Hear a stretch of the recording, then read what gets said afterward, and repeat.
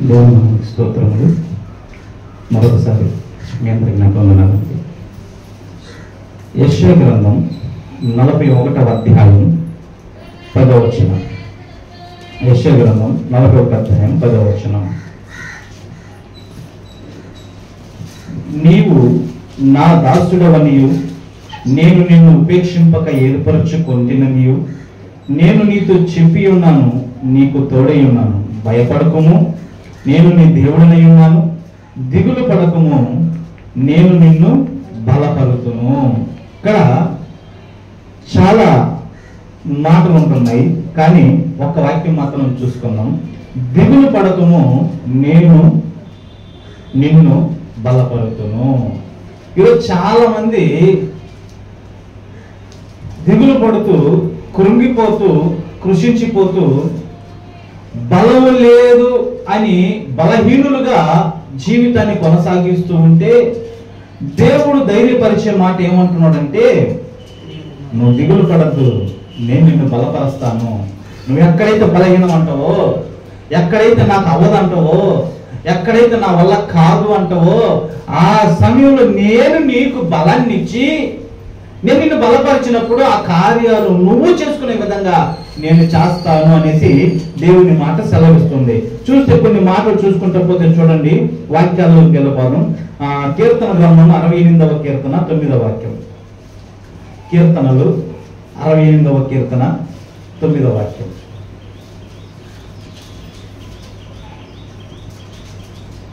దేవా నీ స్వాస్థ్యము దేవా నీ స్వాస్థ్యము మీద నీవు వర్షము సమృద్ధిగా కురిపించితివి, అది అలసియుండగా నీవు దానిని బలపరచితివి అని దేవుడు అంటున్నాడు. ఎవరైతే అలసిపోయినారో, అలసిపోయే పరిస్థితిలో ఉంటున్నారో, వాళ్ళ శక్తికి మించి చేసి చేసి చేసి చేసి మా వల్ల కాదనుకుంటున్న సమయంలో ఉంటే దేవుడు అంటున్నా, అలాంటి వారిని నేను ఏం చేస్తానంట, బలపరుస్తాను. ఇక మా వల్ల కాదండి, ఎన్నో ప్రయత్నాలు చేసేసినామండి, ఎన్నో రకాలుగా చూసేసినామండి, ఎన్నో విధాలుగా మేము చేయాల్సిన అవన్నీ చేసేసినామండి అని అలసిపోయిన పరిస్థితి ఉంటుంది. ఆ సమయంలో దేవుడు అంటున్నాడు, నేను బలపరుస్తాను, నేను బలపరుస్తాను. నువ్వు అలసిపోయినావు, నువ్వు ఎన్నో ప్రయత్నాలు చేసి ఉండొచ్చు, ఎన్నో రకాలుగా నువ్వు ఆలోచన కలిగి చెయ్యాలనే ప్రయత్నాలు ఆరంభం చేస్తుండొచ్చు, కానీ అలసిపోయినావు కదా, ఇక నా వల్ల కాదు అనేసి. అలాంటప్పుడు దేవుడు అంటున్నాడు, అలసిన వారిని నేను బలపరుస్తాను, అలసి ఉన్న వారిని బలపరుస్తాను అంటున్నాడండి. అలా బైబిల్లో ఒక వ్యక్తిని చూసుకుంటే 2వ రాజుల గ్రంథం, మొదటి రాజుల గ్రంథం 19వ అధ్యాయం, మొదటి రాజుల గ్రంథం, రాజుల మొదటి గ్రంథం 19వ అధ్యాయము 5వ వచనం.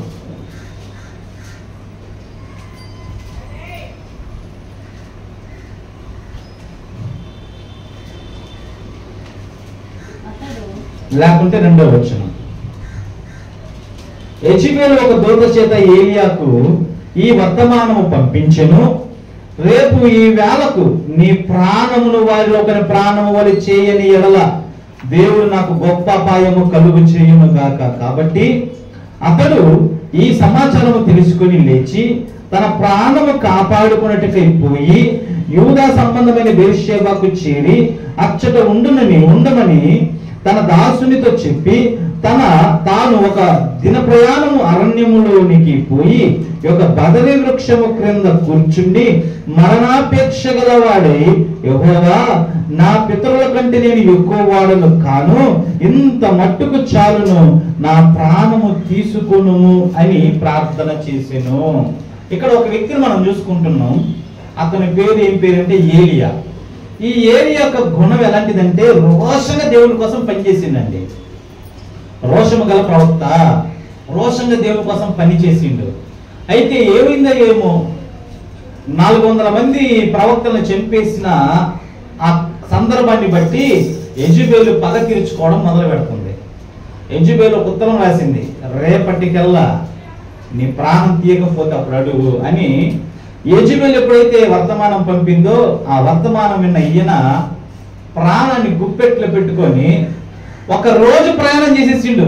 ఒక దినమంతా ప్రయాణం చేసి ఇక అలసిపోయి ఒక బదరి వృక్షం కింద కూర్చొని, ఒక చెట్టు కింద కూర్చొని ఏమని ప్రార్థన చేస్తున్నాడు? ఏమని? నా పితరుల కంటే నేను ఎక్కువ వాడను కాను. మరణాపేక్ష వచ్చేసింది. అయ్యా, నా పితరుల కంటే నేను ఎక్కువ వాడను కాదు ప్రభువా, నాకు విసుగు వచ్చేసింది నా జీవితం మీద, నాకొద్దు ప్రభుకి బ్రతుకు, తీసేయి ప్రభువా, నన్ను తీసేయి ప్రభువా అని ఏ సందర్భాన్ని బట్టి ఆమె ఎవరో చంపేస్తానంటే, ఆమె ఎవరో బెదిరిస్తే, ఏదో చేసేస్తానంటే ఆమెకు భయపడి రోషము కలిగిన దేవుని ప్రవక్త ఈయన ఏమని ప్రార్థన చేస్తున్నాడు? నాకు చాలికి బ్రతుకు, ఇంతవరకు చాలు బ్రతికింది, మా పితరుల కంటే నేను గొప్పని కాదు, నన్ను తీసేయి, నాకు వద్దు బ్రతుకు, నన్ను చంపేయి అన్నట్టు దేవుని దగ్గర ప్రార్థన చేస్తున్నాడండి. కానీ దేవుడు ఎలాంటి ఉద్దేశాన్ని కలిగి ఉన్నాడు? ఏలియా పట్ల ఎలాంటి ఉద్దేశాన్ని? అయ్యా, నువ్వైతే చనిపోవాలనుకుంటున్నావు, నేనైతే మరణం అనేది లేకుండా నేను తీసేసుకోవాలనుకుంటున్నా. నువ్వైతే చనిపోవాలనుకుంటున్నావు, నువ్వైతే నాకు చాలనుకుంటున్నావు. నేనేమనుకుంటున్నాను తెలుసా? నీ పట్ల ఉద్దేశం, నా ఉద్దేశము మరణం అనేది చూడకుండా నేను నా ఎదురు తీసేసుకుంటాను, అది నా ఉద్దేశము. ఇంకా నువ్వు శక్తికి మించిన ప్రయాణం నువ్వు చెయ్యాలి, ఇంకా నువ్వు శక్తికి మించిన ప్రయాణం చేయాలి. వాళ్ళకి ఏదో భయపడి వాళ్ళు ఏదో చేస్తారు, వీళ్ళు ఏదో చేస్తారు, వాళ్ళు ఏదో బెదిరించున్నారు, వీళ్ళు ఏదో అంటారు అనేసి అసలు వాళ్ళకి భయపడటం ఏంటి? నా ఉద్దేశం వేరు కదా నీ జీవితంలో, నా ప్రణాళిక వేరు కదా, నా సంకల్పం వేరు కదా నీ జీవితంలో. కానీ నువ్వు అనుకున్నది వేరు, నేను అనుకున్నది వేరు కదా నీ జీవితంలో. నువ్వు చాలా అనుకుంటున్నావు, నేను ఇంకా ఉంది అంటున్నాను. నాకు వద్దు అంటున్నావు, నేను ఇస్తాను అంటున్నాను. నా ఉద్దేశం ఇది నీ జీవితంలో. అలసిపోయిన జీవితానికి బలాన్ని ఇస్తున్నాడండి దేవుడు. ఏలి అలసిపోయిండు, ఇక నాకు వద్దు ప్రభు అన్నాడు. దేవుడు బలాన్ని ఇస్తున్నాడు. నేను బలం ఇస్తా. కాకుల చేత ఆహారాన్ని పెట్టి పోషించి సారేపోతు విధవరాలి కుటుంబానికి పంపించి 3.5 సంవత్సరము వర్షంలో మిగతా వాళ్ళందరూ కలుగుతూ ఉంటే ఈ ప్రవక్తకు కడుపు నిండా భోజనం పెట్టి పోషించిందండి దేవుడు. అలా నేను నిన్ను బలపరుస్తా, నీకేమీ కాదు. ఎవరెన్ని రకాల బెదిరింపులు బెదిరించవచ్చు, ఎవరెన్ని రకాలుగా పన్నాగం చెయ్యొచ్చు, పథకాలు మీ వైపు పెట్టుకోవచ్చు, పథకాన్ని వెయ్యొచ్చు, ఇలా చేద్దాం అలా చేద్దామని నీ జీవితంలో. కానీ నేను అనుకున్నది ఏంటో తెలుసునా? నేను నిన్ను బలపరచను, అలసిపోయిన నేను నిన్ను బలపరుస్తా. కానీ దేవుడు అంటున్నాడు, ఎవరైతే అలసిపోయినారో వారిని బలపరుస్తానంటున్నాడు. ఈరోజు మన జీవితంలో కూడా ఎన్నిసార్లు ఇలాంటి పరిస్థితులకు వెళ్ళిపోలేదండి. మనము ఉంటున్న కష్టాన్ని బట్టి, ఉంటున్న ఇబ్బందులను బట్టి, ఉంటున్న ఆర్థిక సమస్యలను బట్టి, ఇక మాకు వద్దండి, వస్తున్న బెదిరింపులను బట్టి, ఎప్పుడు చూడు మా మీద పడి ఏడుస్తుంటారు, ఎప్పుడు చూడు మమ్మల్ని మాట్లాడుతుంటారని ఈ సందర్భాలను బట్టి ఎన్నిసార్లు మనకు విసుగు చెందలా, అలసిపోయిన పరిస్థితులు రాలా. కానీ దేవుడు ఎలాంటి ధైర్యాన్ని ఇస్తున్నాడంటే, అలసిన వారిని నేను ఏం చేస్తానంటే బలపరుస్తాను.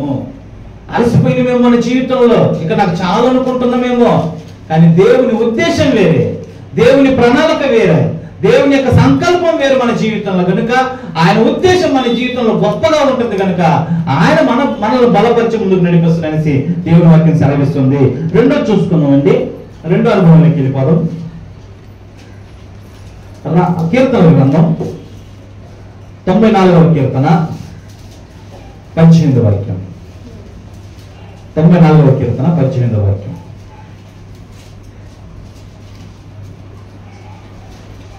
నా కాలు జారేనని నేను అనుకునగా యెహోవా నీ కృప నన్ను బలపరుచుచున్నది. ఏమంట? నా కాలు జారేనని నేను అనుకున్నానయ్యా, ఇక నేను అంతే అనుకున్నాను, పడిపోయినా అనుకున్నాను, కానీ నీ కృప ఉందే, నీ సహాయం ఉందే, నన్ను బలపరిచింది నాయన. ఇక అయిపోయింది మా బతుకులు, ఇకంతే, ఇక మాకేమీ లేదు, మేము పడిపోయిన స్థితిలోకి వెళ్ళిపోయినాము, మమ్మల్ని ఎవరు లేవలెత్తనే పరిస్థితిలోకి మేము వెళ్ళిపోయినాము. కానీ నీ కృప ఉంది కదా నాయన, నీ కృప చేత మమ్మల్ని ఏం చేసినావు? బలపరిచినవు. ఈ వాక్యాన్ని చూసుకుంటే రాజుల 2వ గ్రంథం, ఏ పరిస్థితుల్లో వాళ్ళు పడిపోయిన వారిని ఏ రీతిగా దేవుడు బలపరిచిండో చూసుకున్నాం. రాజుల 2వ గ్రంథం 4వ అధ్యాయం 1వ వచనం.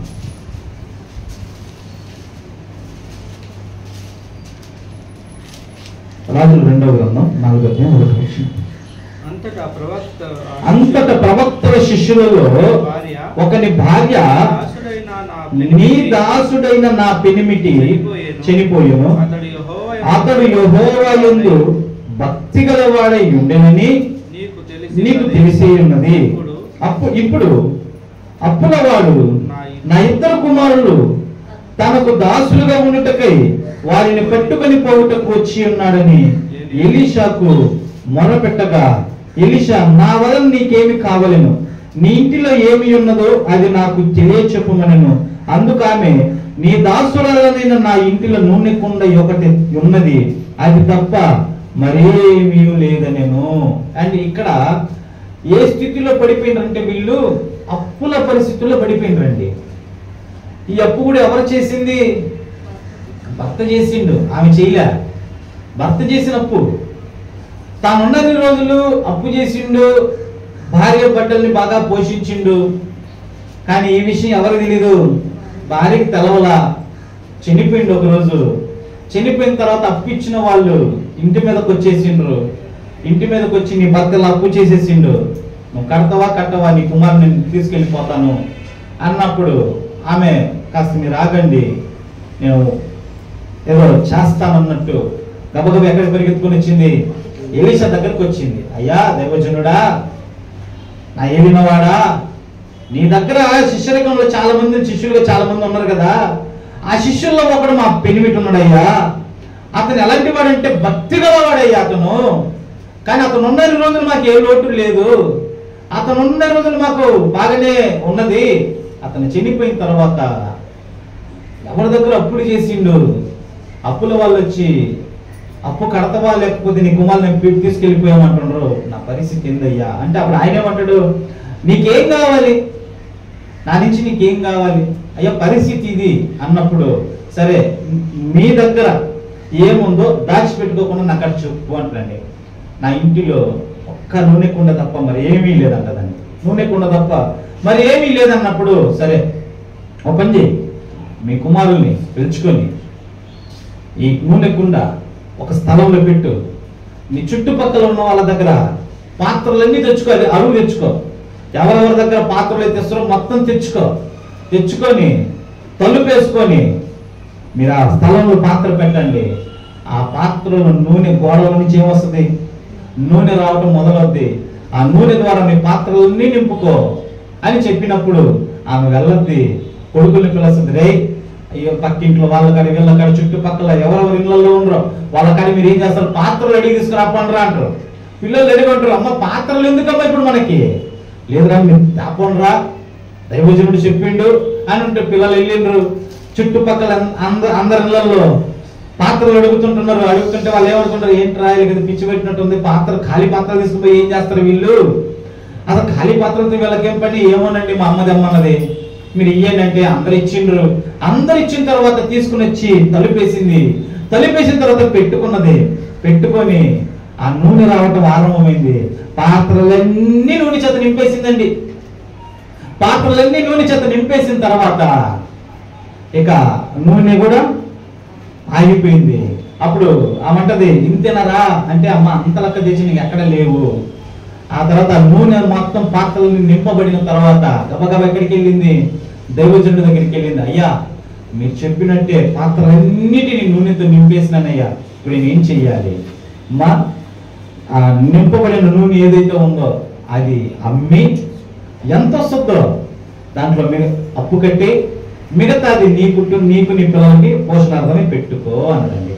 ఇప్పుడు ఆ స్థలంలో ఎలీషా గారిని చేసి ఇప్పుడున్న సేవకుల్ని పెడితే ఏమంటే చెప్పు, అమ్మా అమ్మేస్తుండవు కదా, ఎంత వస్తుందో అందులో ముందు నాకు దశంభాగం ఇచ్చి మిగతాది మీరు పెట్టుకోండి. ఇప్పుడున్న పరిస్థితుల్లో అదే జరుగుతుంది. కానీ ఎలీషా ఆశించినోడు కాదు, అమ్మేసి మిగతా దాంట్లో మీరు పోషింపబడండి, మిగతా దాంట్లో మీరు జీవించండి. అలా వెళ్ళింది. కృంగిపోయిన జారిపోయింది మా బ్రతుకులు, పడిపోయిన స్థితిలోకి మేము వెళ్ళిపోయిన నా బ్రతుకుల్లో చిరునవ్వులు చిందించేటట్టు దేవుడు ఏం చేసిండు, బలపరిచిందండి వాళ్ళని. అప్పులు తీరిపోయినాయి, కట్టుకున్నారు, హ్యాపీగా వాళ్ళ జీవితం కొనసాగింది. కానీ ఎలా బలపరిచిండు ఆయన అంటే, మన ఇంటిలోనే మనకేముందంట, మన సమస్యకు జవాబు ఉంది. మన ఇంటిలో మన సమస్యకు జవాబు ఉంది. ఎప్పుడైతే మనం తలుపులేసి మోకరించి ఆయన వాక్యాన్ని మన హృదయంలో నింపుకొని కన్నీటి ద్వారా ప్రార్థన చేస్తామో ఖచ్చితంగా ఏ పరిస్థితులు అయితే మనం పడిపోయినామో, ఏ పరిస్థితులు అయితే మనం పడిపోయినామో అనుకుంటున్నామో, దేవుడు అంటున్నాడు పడిపోయిన వారిని నేనేం చేస్తా, బలపరుస్తా. నువ్వు ఏ విషయంలో పడిపోయినావు, ఏ విషయంలో నువ్వు పడిపోయి నిన్ను నువ్వు బాధపరుచుకుంటున్నావు, దిగులు పడుతుంటున్నావు, నేను నిన్ను బలపరుస్తా. నీ సమస్యకు పరిష్కారం ఎక్కడో లేదు, నీ ఇంటిలోనే ఉంది. ఆయన ఏం చెప్పాడు, నీ ఇంట్లోనే ఉంది పరిష్కారం. నీ ఇంట్లో ఏముంది అన్నాడు. ఈరోజు మన ఇంట్లో ఏముండాలి, ప్రార్థన ఉండాలి. మన ఇంట్లో ప్రార్థన ఉండాలి.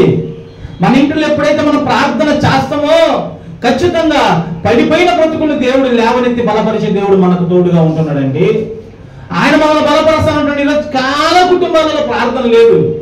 ఈరోజు చాలా మంది జీవితంలో ప్రార్థన అనుభవాలు లేవు. ఈరోజు పేరుకు మాత్రం ఆ సమయం వరకు ప్రార్థన చేస్తుంది, కానీ మిగతాది ప్రార్థన అలవాటు కూడా వాళ్ళకి లేకుండా పోయేసింది ఈరోజు చాలా క్రైస్తవ కుటుంబాలలో. కనుకనే పడిపోయిన స్థితుల్లోనే ఉంటున్నారు, కానీ లేవలేని పరిస్థితులకు రావట్లేదు. దేవుడు అంటున్నాడు, నేను నిన్ను బలపరుస్తాను. నువ్వు పడిపోయిన అనుకుంటున్నావు, నేను నిన్ను బలపరుస్తా. పడిపోయిన వారిని దేవుడు బలపరుస్తా అంటున్నాడు. మొదటిది అలసిన వారిని దేవుడు బలపరుస్తా అంటున్నాడు. రెండోది పడిపోయిన వారిని దేవుడు బలపరుస్తా అంటున్నాడు. మూడోది చూసుకుని మన కీర్తన గ్రంథం 147వ కీర్తన 13వ వాక్యం. కీర్తన గ్రంథం 147వ కీర్తన 13వ వాక్యం.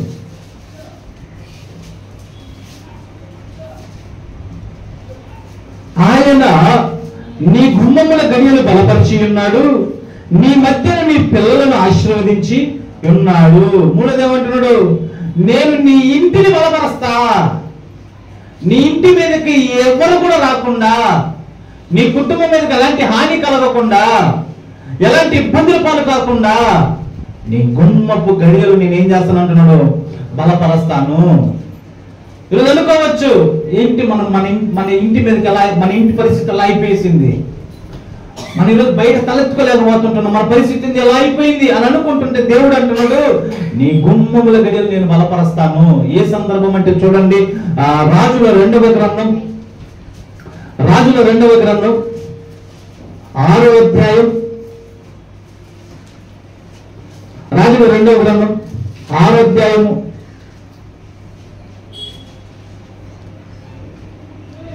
15వ వచనం. దైవజనుడైన అతని పనివాడు పెందల కడ నుంచి బయటికి వచ్చినప్పుడు గుర్రములను రథములను గల సైన్యము పట్టణమును చుట్టుకుని ఉంట కనబడెను. అంతటా అతని పనివాడు, అయ్యో నా ఏలినవాడా, మనం ఏమి చేయుదుమని ఆ దైవజనునితో అనగా, ఇక్కడ ఒక వ్యక్తి సిరియా రాజు. ఈ సిరియా రాజు ఏం చేసిందంటే ఇశ్రాయేలు మీదకి యుద్ధానికి వెళ్తాడండి. ఇశ్రాయేలు మీద యుద్ధానికి వెళ్ళినప్పుడు ఇశ్రాయేలు యుద్ధానికి వెళ్ళక ముందు వీళ్ళు ఎలా ఉంటారంటే బలహీనులుగా ఉంటారు. వాళ్ళు అనుకుంటారు, వీళ్ళంతా మన దగ్గర, వీళ్ళ బలవంతరం మన దగ్గర, వీళ్ళ మీద మనం అవలేలగా విజయం పొందుకోవచ్చు అనేసి యుద్ధానికి బయలుదేరినప్పుడు వీళ్ళకి ఏమొస్తుంది, ఆ యుద్ధంలో బలహీనులుగా ఉంటున్న వీళ్ళు బలం తెచ్చుకుని యుద్ధం చేస్తున్నారు. విజయం వీళ్ళ సొంతం అయిపోతుంది. అర్థం కావట్లేదు సిరియా రాజుకి.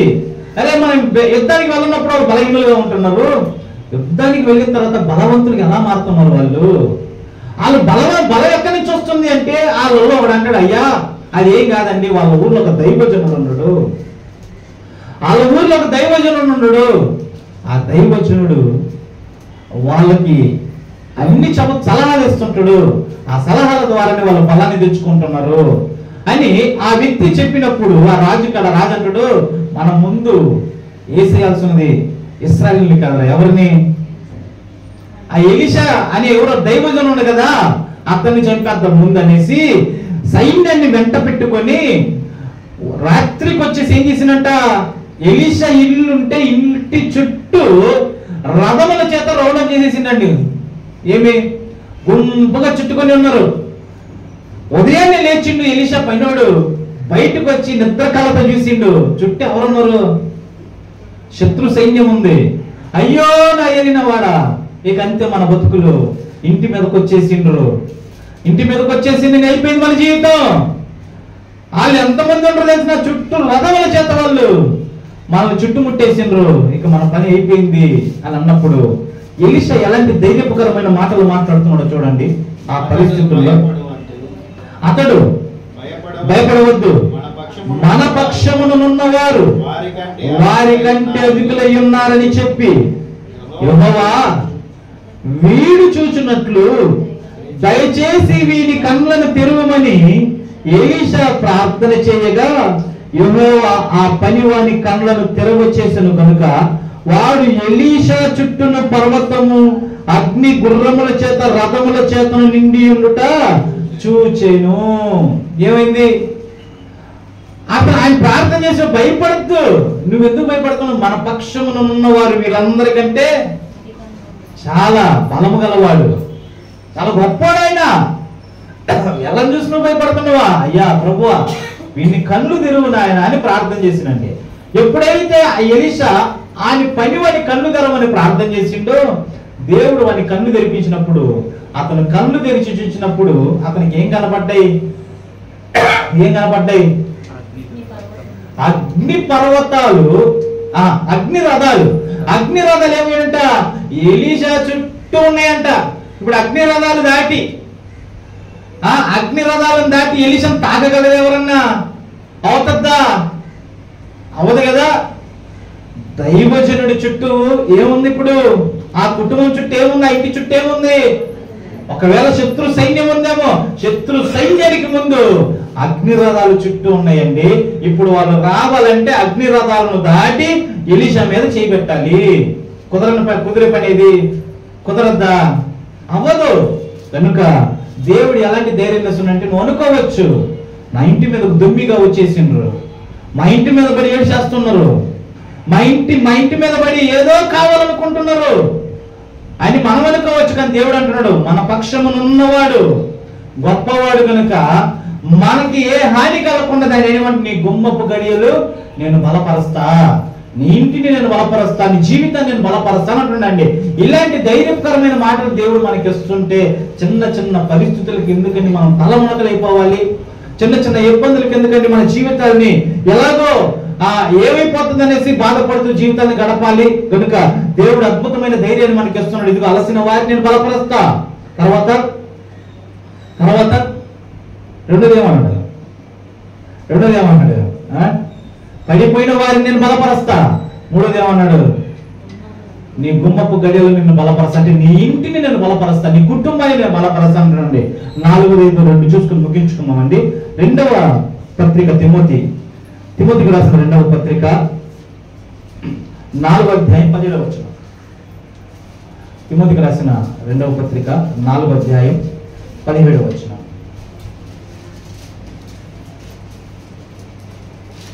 అయితే నా ద్వారా సువార్త పూర్ణముగా ప్రకటింపబడు నిమిత్తమును అన్యజనులందరూ దాని విను నిమిత్తమును ప్రభువు నా ప్రక్క నిలిచి నన్ను బలపరచెను కనుక నేను సింహపు నోట నుండి తప్పింపబడింది.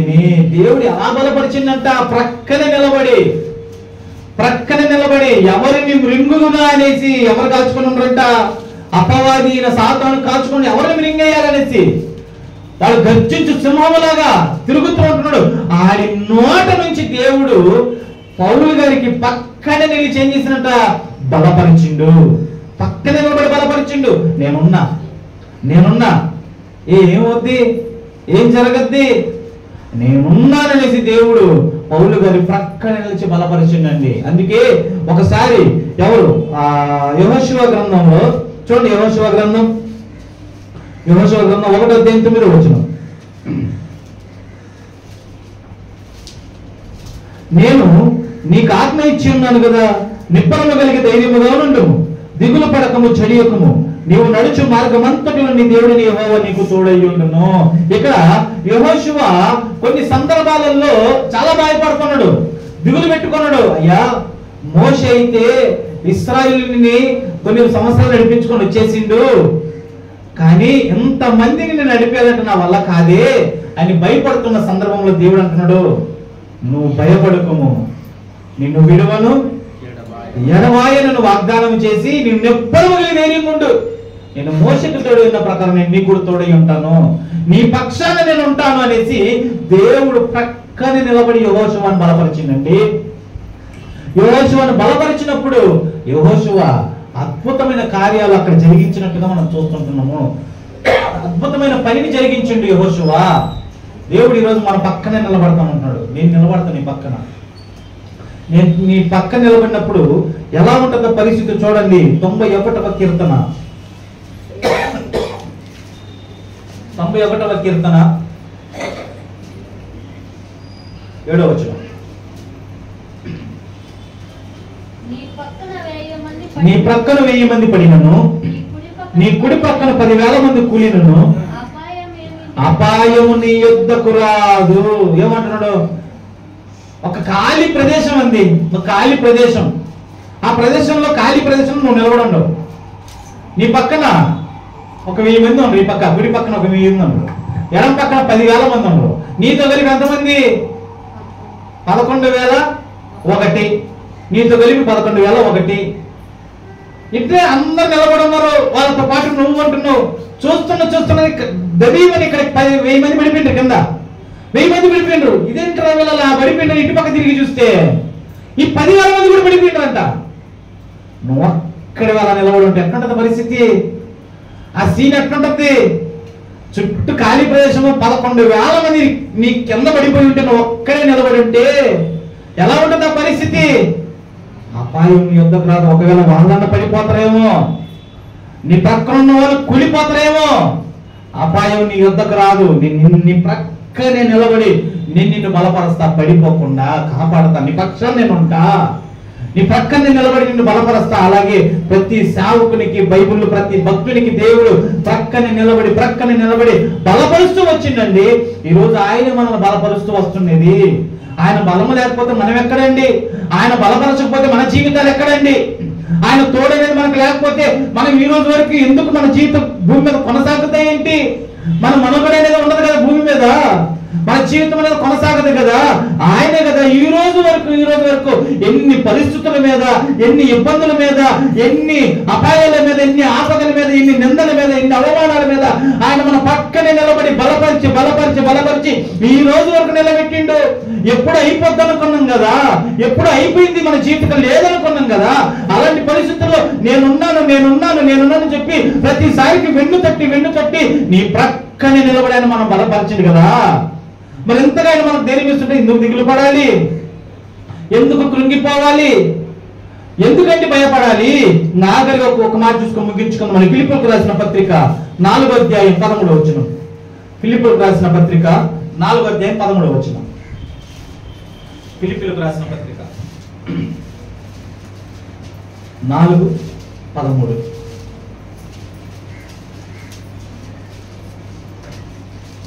నన్ను బలపరచువాని యందే నేను సమస్తము చేయగలను, అయినను నా శ్రమలో మీరు పాల్పొచ్చుకునేది మంచి పని. పైన కొన్ని మాటలు ఏమంటాడంటే పౌలు గారు, నన్ను బలపరచువాని యందే నేను సమస్తము చేయగలన్న మాట ఎందుకన్నాడంటే, పైన ఆయన జీవితంలో ఆకలితో ఎలా ఉండాలో నేర్చుకున్నాడండి. అన్ని కడుపు నిండగా తిని ఉండాలి, ఎలా ఉండాలో నేర్చుకున్నాడు. ఏమి లేనప్పుడు ఎలా ఉండాలో, అన్ని ఉన్నప్పుడు ఎలా ఉండాలో, శ్రమలు ఉన్నప్పుడు ఎలా ఉండాలో, శ్రమలు లేనప్పుడు ఎలా ఉండాలో, కష్టం వచ్చినప్పుడు ఎలా ఉండాలో, కష్టం లేనప్పుడు ఎలా ఉండాలో, పరిస్థితులు తారుమారినప్పుడు ఎలా ఉండాలో, పరిస్థితులన్నీ బాగున్నప్పుడు ఎలా ఉండాలో, ప్రతిదీ ఆ స్థితిని బట్టి నేర్చుకుంటూ వచ్చిండు. ఈరోజు మన వరకు వచ్చిన తర్వాత బాగున్నప్పుడు ఒకలాగా, బాగా లేనప్పుడు ఒకలాగా, అన్ని ఉన్నప్పుడు ఒకలాగా, అన్ని లేనప్పుడు ఒకలాగా, కడుపు నిండినప్పుడు ఒకలాగా మాట్లాడతాం, కడుపు నిండినప్పుడు ఆకలితో ఉన్నప్పుడు ఒకలాగా మాట్లాడతాం. కానీ అంటాడు, ప్రతి పరిస్థితుల్లో నా జీవితాన్ని కొనసాగిస్తూ వస్తూ ఉన్నాను. అన్ని పరిస్థితుల్లో ఆయన నన్ను ఏం చేశాడంటే నన్ను బలపరుస్తూ వచ్చింది కనుక నన్ను బలపరచువాని యందు నేను సమస్తమును చేయగలను. ఏమైనా చేయగలను, ఏమైనా నేను చేయగలను. ఎందుకంటే బలపరిచిన ఆయన, నన్ను బలపరుస్తున్నది ఆయన. ఈరోజు అదే అర్థం కావట్లా. ఏమీ లేనప్పుడు భక్తిని కోల్పోతుంటున్నాం, అన్ని ఏమీ లేనప్పుడు భక్తిని చెయ్యాలనుకుంటాం, అన్ని ఉన్నప్పుడు భక్తిని చెయ్యట్లేదు. కడుపు నిండినప్పుడు ఒకలాగా మాట్లాడుతుంటున్నాం, ఆకలితో ఉన్నప్పుడు ఒకలాగా మాట్లాడుతుంటున్నాం, జోబి నిండా డబ్బులు ఉన్నప్పుడు ఒకలాగా మన ప్రవర్తన ఉంటుంది, చేతుల డబ్బులు లేనప్పుడు ఒకలాగా ఉంటుంది మన ప్రవర్తన. కానీ పౌలు గారు అంటున్నాడు, అలాంటి స్థితిలో ఉండకూడదు, అలాంటి స్థితిగతులు మన జీవితాలు కొనసాగకూడదు. ప్రతి పరిస్థితుల్లో ఆయన మనల్ని బలపరిచేది, ఆయన మనల్ని బలపరిచి ఏం చేస్తాడంట, సమస్తమును జరిగించగలడు. ఏ టైంకి ఏం కావాలా, ఏ సమయంలో మనకి ఏం అవసరము, ఏ సమయానికి మనం ఏం పొందుకునే దానికి మన అర్హులము, అవన్నీ ఆయన ఏం చేస్తాడంట, సమస్తమును జరిగిస్తున్న మనల్ని బలపరిచి. కనుక మొదటి సమూయేలు గ్రంథం 17:43 సమూయేలు మొదటి గ్రంథం 17:43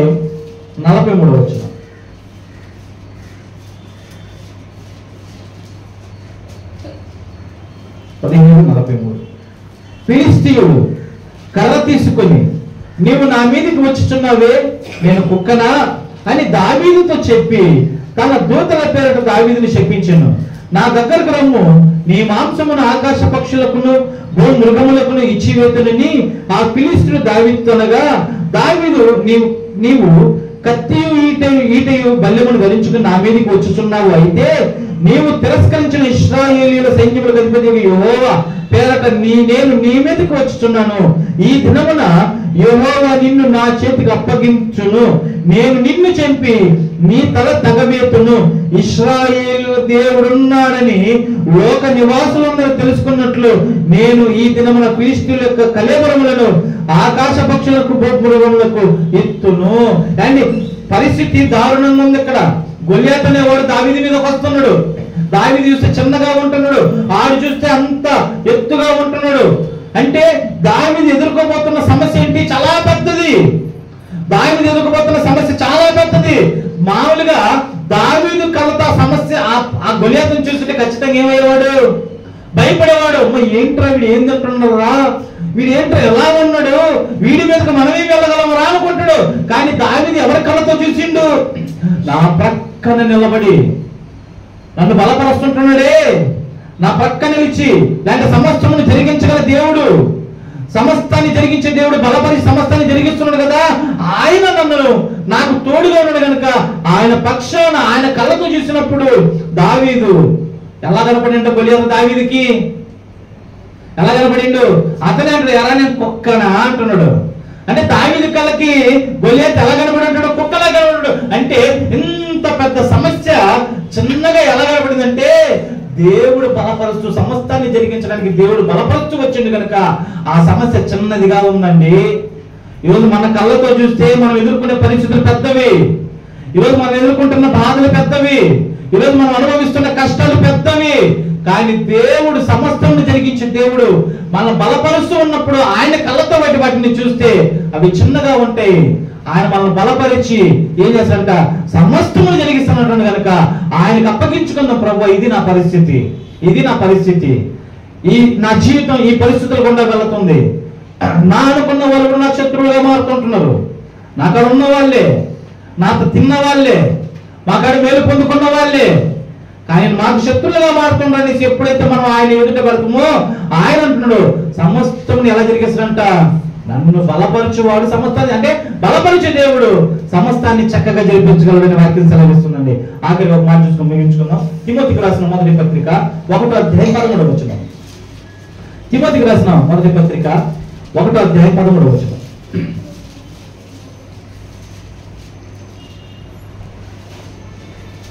పూర్వము దూషకుడను హింసకుడను హానికరుడైన నన్ను తన పరిచర్యకు నియమించి నమ్మకమైన వానిగా ఉంచినందుకు నన్ను బలపరిచిన మన ప్రభువైన క్రీస్తు యేసుకు కృతజ్ఞుడనై ఉన్నాను.